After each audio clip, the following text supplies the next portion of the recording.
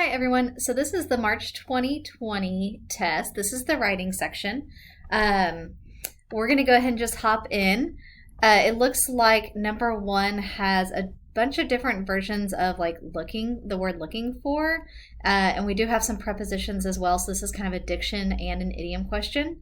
At the end of the Reconstruction, tens of thousands of Black formerly enslaved persons left the South. And they did that to find social and economic opportunity. So to find or in search for works. Oh, my little marker does not work though. Let's see. All right, so they're doing it in search of these ideas. Number two, the movement was known as the Great Exodus, and the movement's participants, so the participants that belong to the movement, so it does need to be possessive, but it is singular. It is one movement, but because the movement isn't it's not his or her, we know it's not there because it does need to be singular. Again, it's not ones because this is still kind of like a people word. So the movement is not a person, so it just needs this pronoun its. Number three, most effective context for the discussion that follows. So this is kind of like an introductory question. We're now transitioning from this idea into this paragraph that follows. The most popular destination was Kansas, in part because of its role as early stronghold of the movement to abolish slavery. One settlement in that state was Nicodemus, a town in the northwestern Kansas that drew more than 300 settlers to make the long journey from Kentucky in 1877. All right, so we're previously talking about this movement of formerly enslaved persons in order to find economic and social opportunity. And then we see that they are going to Kansas because it was one of the first places to abolish slavery. So let's see if we can make this connection. During this time, travel from one part of the country to another took days or weeks. We need to focus more on the people and the movement. Settlers from Kentucky, Tennessee, and Missouri were part of the Great Exodus. Maybe, but that doesn't transition into this second paragraph. It does connect to the first, but doesn't connect to the second, which is the whole point we need to follow in the passage. The Great Exodus has parallels to large-scale migrations that occurred in the United States during the 20th century. Note, because it looks like we're learning about this specific migration of humans.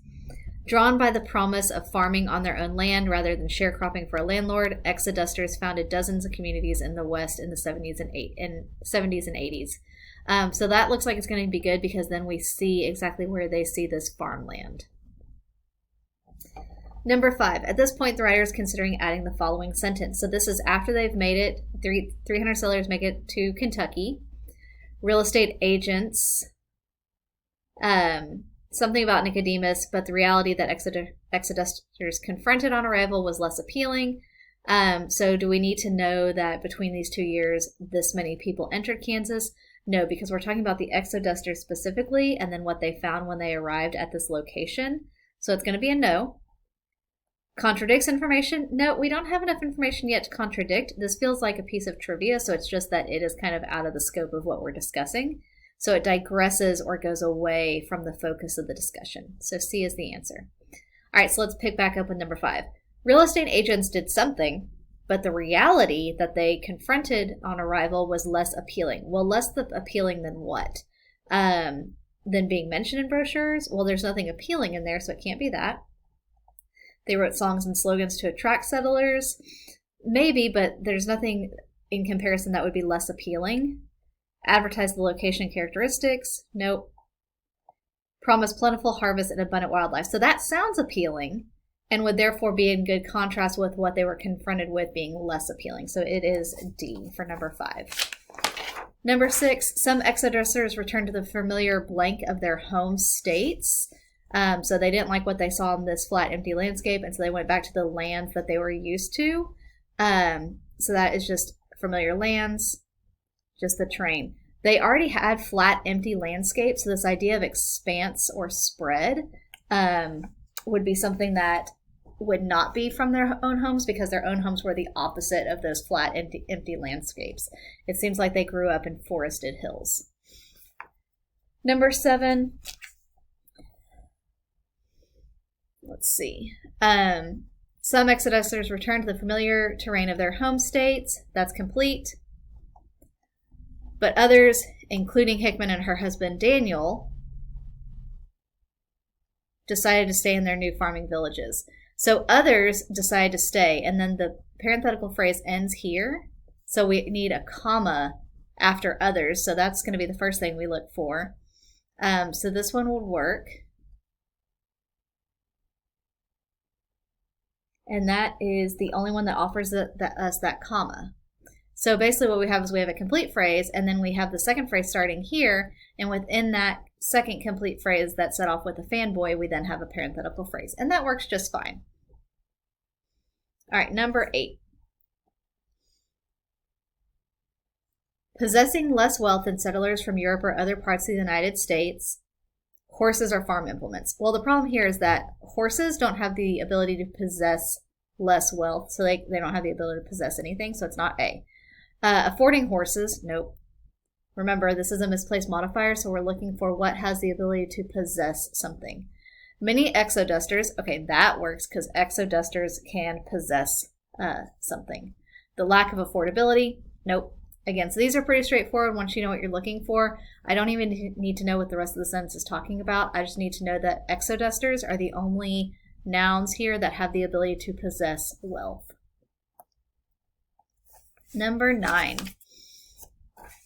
So it looks like this is a little bit of a transition question. So let's see what the sentence before it talks about.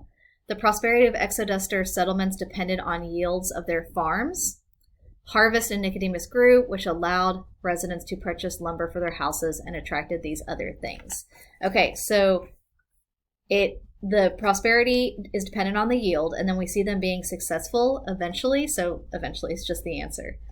It's not rather, because that's almost like instead, and these are two connected ideas, almost like not quite a cause and effect, but close. Next isn't quite correct because it's not the next thing in a series of steps. It's just kind of as time goes on. Number 10, houses attracted banks, grocery stores, and other businesses. So it looks like this is just a list, and we need to find the one that just includes commas between the items. So A and B offer us that. C and D both give us semicolons, so those are incorrect. The problem with B, though, is that it doesn't include the comma between the last two items in the list, and that does need to be present. So that's that Oxford comma that you might hear people talk about. So banks, grocery stores, and other businesses. Without this comma, it makes it look like grocery stores and other businesses are connected. And then the other problem is they do have a comma here between the adjective and the noun. So the store is the noun, and the grocery is what type of noun it is. So it's an adjective. We don't need a comma here. All right, number 11. If we look at the answer choices, made worse and worsened and made worse in the passage itself are all repetitive, so it's probably just exacerbated. All right, so now we're on passage 2. We're looking to combine the sentences at the underlined portion. So let's start right here. Where does this sentence start? Oh, all the way at the top. Julian Hume has long been troubled by the misunderstandings surrounding the scientific community's knowledge of the dodo, a large flightless bird. This was a bird that was endemic to the Indian Ocean of the Mauritius and likely went extinct. Okay, so we don't need to repeat the idea that this was a bird. So it's just that he was bothered about their understanding of the dodo, a large flightless bird that was endemic to the Indian Ocean island. So a bird that was endemic to this area, so that works. A bird, that's repetitive. A bird, which one's endemic to the Indian Ocean. Here, the dodo. So we don't need to talk about the dodo again. Bird endemic to the Indian Ocean. One that on this island, so that's repetitive to this island. A is correct. 13 is another transition question. So thought to go extinct by 1693. The dodo has been depicted as an unintelligent, oddly shaped animal with tiny wings, a veritable buffoon. Hume and others have shown that the dodo was much more capable than such depictions would suggest. So we have like a multiple transition. So normally we see him dumb and weird looking, but now we know that he's actually quite capable. So in normal situations, we see him like this. It's not a consequence of this discussion up here. Therefore is also kind of a consequential word. So it's just traditionally. It's not similar to the discussion above because there is no discussion of how he is depicted, the dodo. So traditionally we see him depicted this way. Now we know that he's actually more capable. So however is a good word, but that's not what we're being tested on. So however, using cutting edge techniques to analyze skeletal specimens, we now know this. So we have to see if that connects to what comes after it, because it doesn't necessarily come up here, but that's not enough to say that we have to get rid of it completely. So cutting edge techniques. Oh, and look, the next page references 3D laser scanning. So we do want to talk about the cutting edge techniques because it'll be introduced in the next paragraph. It introduces information that is developed later in the passage. So A is the correct answer. Number 15. So Hume was part of a team of paleontologists that employed 3D laser scanning. We talked about this. Oh, look, we have a sentence in brackets. Let's find where that one's going to be asked. The writer wants to add the following sentence to the paragraph. So we need to keep this in our mind as we read this paragraph. The team also argued for the anatomical significance of the ridges and indentations in the dodo's wing bones. So we need to see the wing bones being discussed, and then these ridges are going to be important, and this is going to be after they argue for other anatomical information. Okay, coming back up here. The team used images to reconstruct a more streamlined model of the dodo skeletal structure. They also evaluated the individual bone images. Hume noted that the robust kneecaps, along with its thick leg bones and broad pelvis, okay, so that is just a parenthetical that starts here with a comma, so it needs to end with a comma, would have provided, okay, so who? Provided are the dodo bird. And because it said it's here, then it's just it here, would have provided it. So we're talking about leg bones, broad pelvis. The prominence of these features suggest a well-developed musculature, indicating that the wings, okay, so the wings are here, right after the pelvis. So the prominence of these features are these ridges. So it needs to go before sentence 4, after sentence 3. So C is our answer, after sentence 3. Number 18. Another team of scientists, being a team, okay, that's repetitive, that was overseen and led. Okay, so overseen feels redundant. So we don't need overseen. We already said that it was team, so it's just led. Little concision question.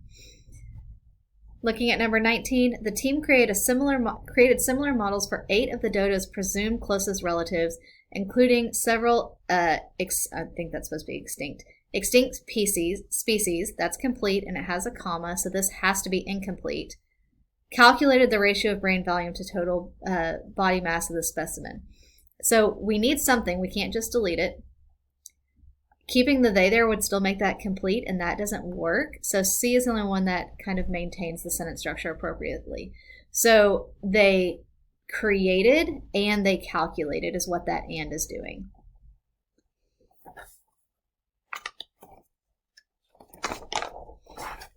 All right, number 20. Want to acknowledge a potential objection to the means by which Gould and her team reached their conclusions. Okay, so the ratio for the dodo was comparable to that of a modern bird possessing considerable navigational and visual skills and a vaunted capacity for learning. While brain volume is not an infallible indicator, okay, so that could work because it shows that the way that they're finding this information out is not like a know-all, prove-all. So that could be an objection. Comparing dodos to Neanderthals and other underestimated extinct species, that doesn't show anything that the team might have done wrong or could have been objected to. Despite the fact that the dodo is extinct, the team didn't make them extinct, so that's not the team's problem. We can't object. Since the dodo's brain volume was correlated to its body size, Gould's team concluded that the dodo was not all that dim-witted. Well, that's what we're supposed to do. So, no, I'm sorry. Since that's what we're supposed to do, it can't be an objection, which brings us back to A. that brain volume is not an infallible indicator of intelligence. So you can have a big brain and still be not very intelligent. 21. Hume and Gould's results, obtained with more comprehensive data than previously available and with the aid of improved analytical techniques, offer a necessary revision. So their results offer. So we know results doesn't have to be possessive, so we can get rid of A and we can get rid of C. So whose results are they?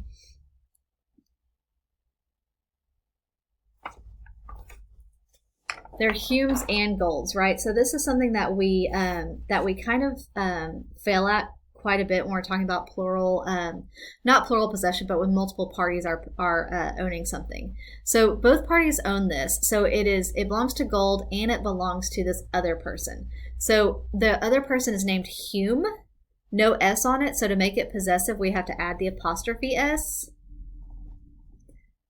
B would be correct if multiple people by the last name Hume were working together, like there were two Humes and one Gould, but the singular person, their name is not possessive. All right, number 22.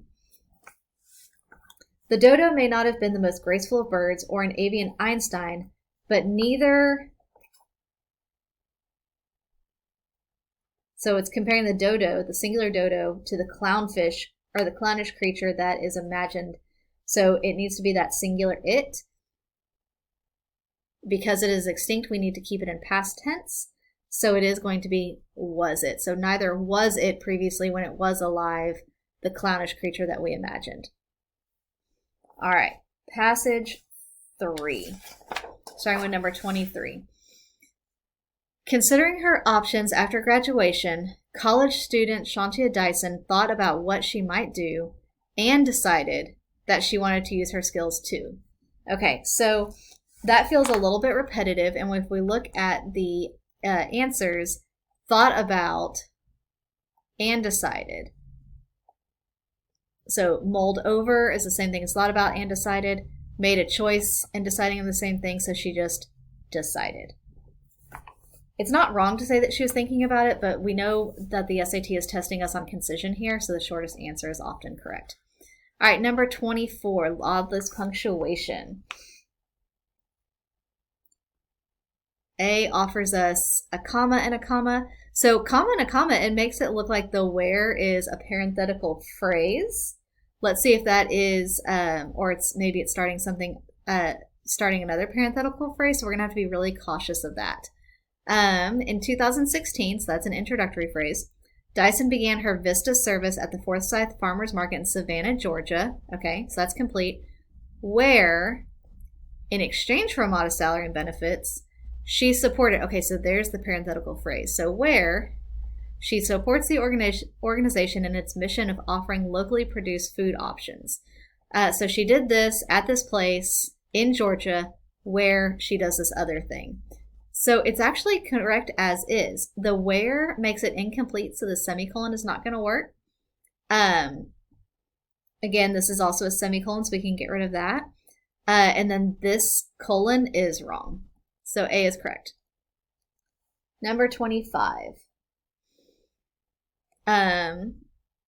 She supports the organization in its mission of offering locally produced food options to people in the Savannah area. Dyson and Dyson's fellow Vista member. So Dyson is a singular person. The SAT is still maintaining traditionally singular pronouns, so this is just going to be her. She is a person, so she's not going to be an its, and then they don't often use this one as possessive. All right, moving on to number 26. Looks like we have a diction question. We need to see what type of happy fuzzy feeling we're feeling over here. Vista salaries may be low, but the Vista experience is very rewarding in other ways. The program's dedication to assisting people in need makes the work especially blank to those who find joy in serving. So the people are happy to have the work. They find the work to be pleasant, but the work is not thankful to them. They are thankful for the work.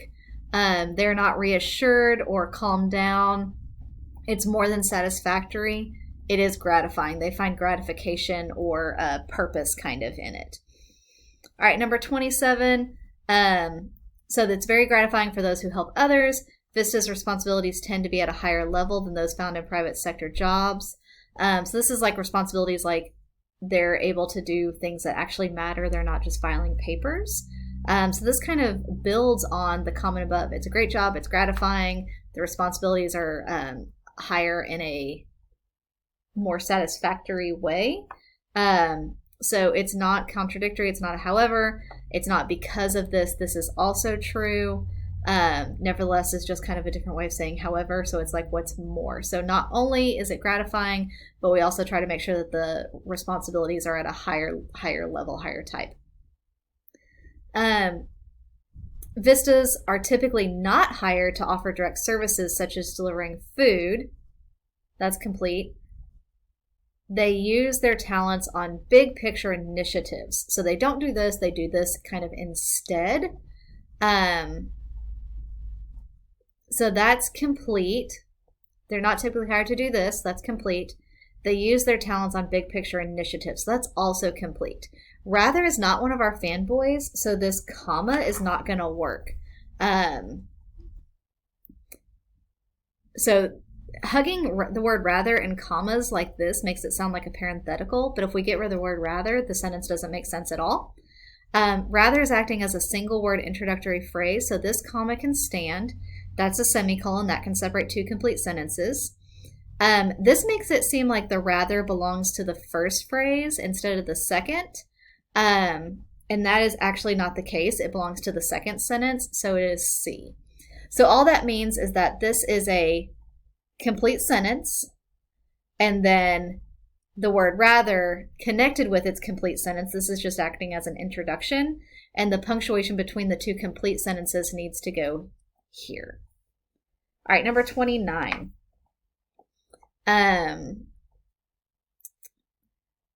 Dyson enthusiastically explains that her role at the farmer's market involves this. Okay, so already I know that because we don't have a version of the word said, I don't need a comma before the quotation opens.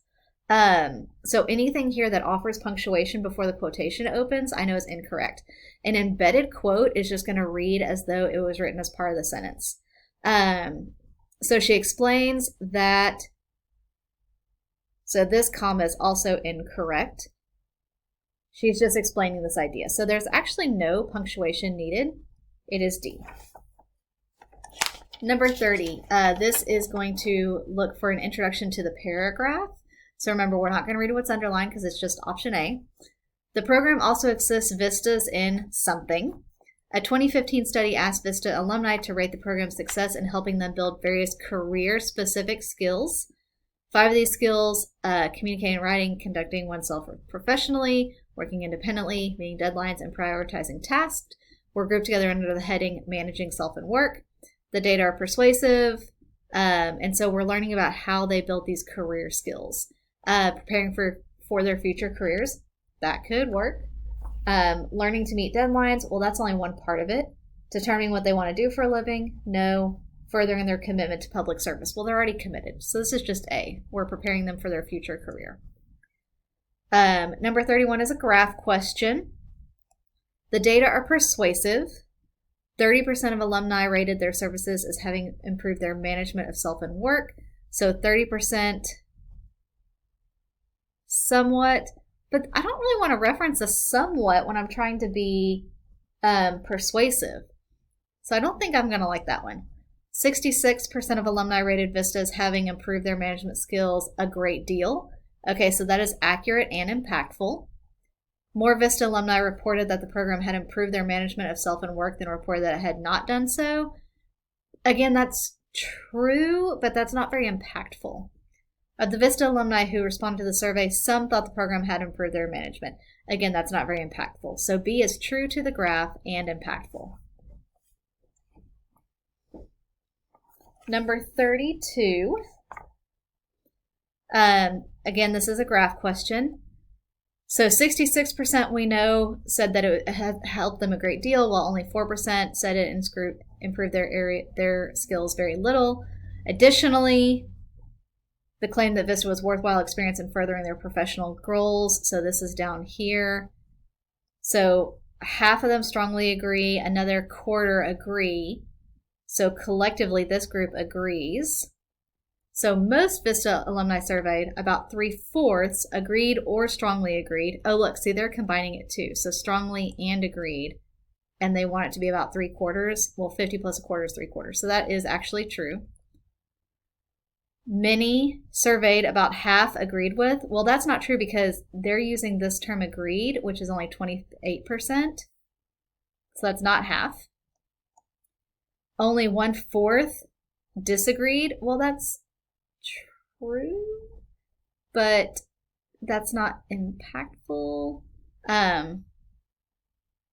Virtually all Vista alumni surveyed either agreed or were neutral. There's no neutral setting on this, so it's just A. All right, last one for this passage.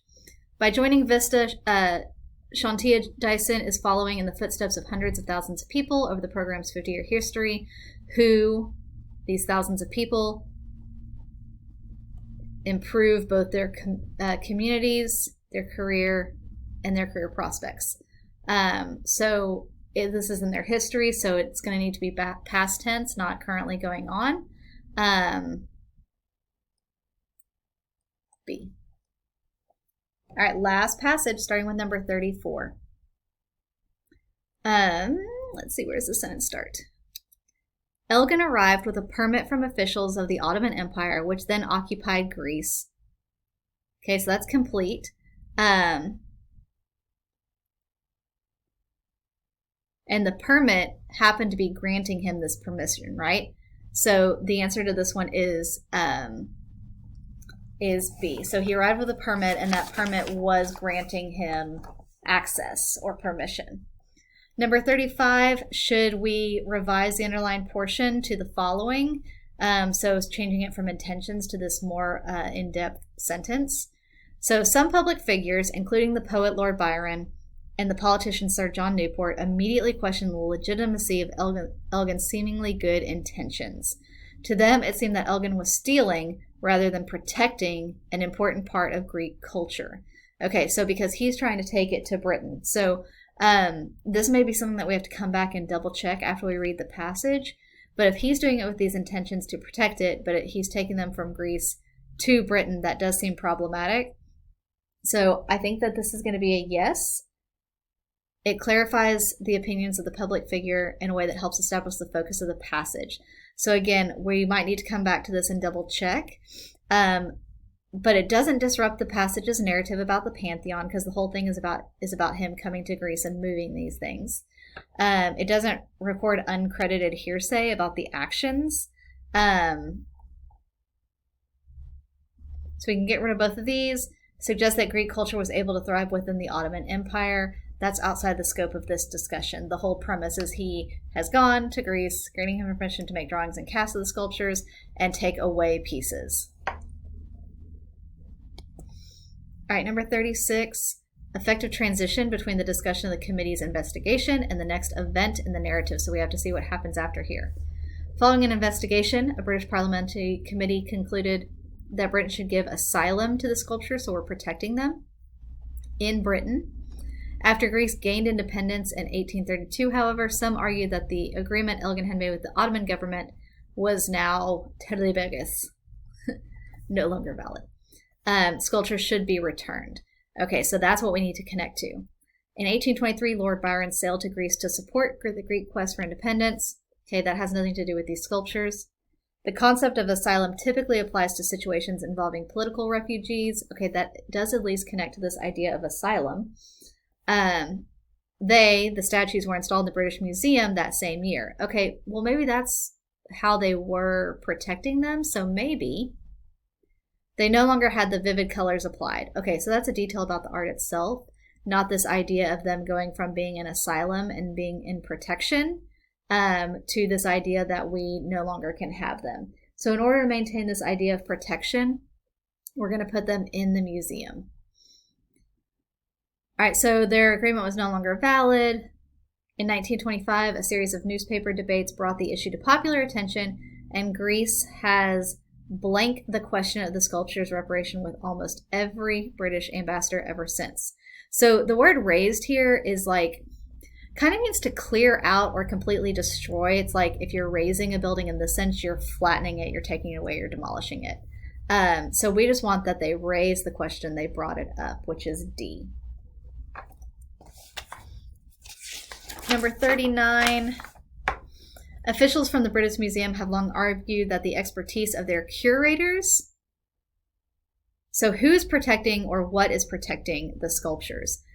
It's not the curators, because they're part of this prepositional phrase of the curators, and anytime it's part of a prepositional phrase, we know the actual noun is not there. So it's actually the expertise that has protected. So this one is A. Number 40. Effective explanation for the action described in the sentence. So we learned that the curator, the expertise, has protected the sculptures from elements. In support of their argument, they note that the sculptures that Elgin did not remove have suffered from pollution. In an effort to do something, the Greek government constructed a large state-of-the-art museum, which opened in 2009 to house the Parthenon sculptures that remain in the country. Okay, so they're not doing this to beautify Athens. It sounds like they're doing it to protect the statues the same way the British Museum did. And so the only one that discusses the sculpture's well-being or needing to be protected is C. 41. This singular museum's facilities, so the museum owns multiple facilities. The one museum owns multiple facilities.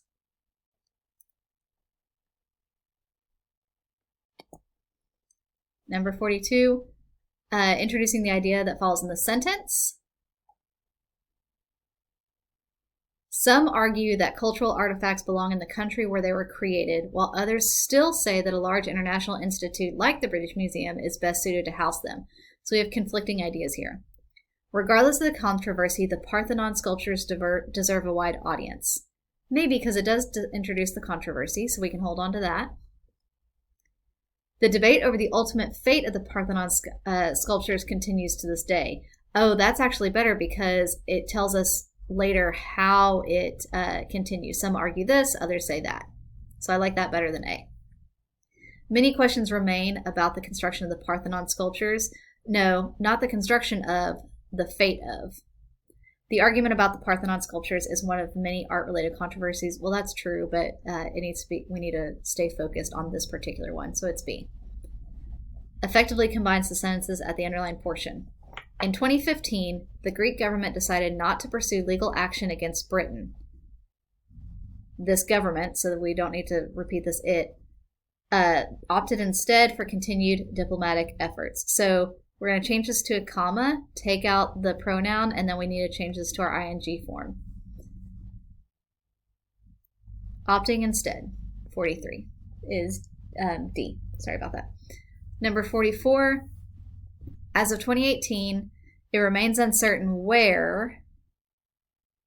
Okay, so we don't need this question mark, so I can already get rid of A because we're just looking for a statement. It remains uncertain where the Parthenon sculptures in the British Museum will ultimately reside. Okay, so B works because it turns into a statement. Where will the Parthenon sculptures in the British Museum? Okay, so this again offers that question mark. We don't like that. Remains uncertain where will the Parthenon sculptures ultimately reside? So this gives us a question-sounding word. We don't need that, so it's just B.